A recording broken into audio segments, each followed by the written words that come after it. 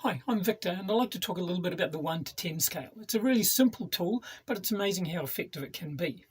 So basically, it's a scale that goes from 1 to 10, and it's telling us about how angry we're feeling at the time. So if we're at a 1 or at 1 or 2 at the scale, we're feeling comfortable and relaxed, and we're thinking very clearly about what's going on. You get to 3, and we're starting to get a bit irritable and frustrated, and so by the time we get to 5, you're starting to feel angry. 6 is where you're angry and just holding it together.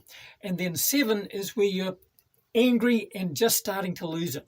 And then if you go to 8, that's your anger is becoming a problem, right through to 10, which is a total explosion.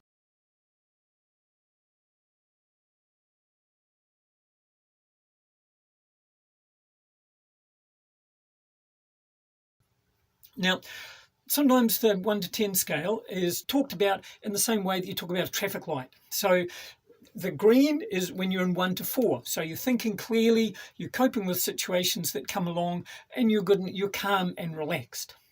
And then 5, 6, and 7 is when you're in the orange. So you're still coping, but not as well. And then 8, 9, 10 is in the red. You don't want to go there because that's when you start doing stuff that you regret later on.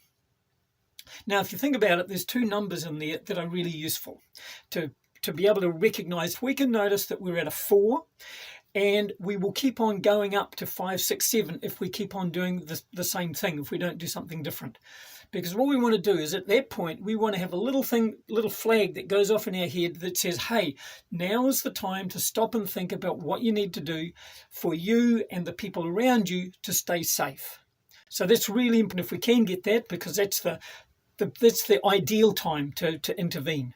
Sometimes we don't notice that, and we don't notice how we're angry, because quite often we'll think we're at a 3, but we're actually at a 5 or a 6. 6 is the next important number, because 6 is the point where you're angry and starting to lose it.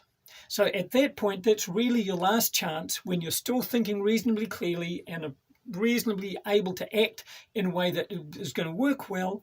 And so you really need to have that little signal going off in your head at that point to say, stop, think, what do I need to do to keep myself and other people safe? So it's a very useful little tool. It's really simple. And the way that we know what number we are on the scale is by noticing what's happening in our body, what's happening to our heart rate, what's happening to our breathing, what are our muscles feeling like? Are we feeling sweaty, our palms? Are we feeling hot because the blood's moving around? The more that we can notice those, the more that we can notice our emotions, the sort of thoughts that we have, the more control we have, because we know where we're at and we know when we should be making a good decision.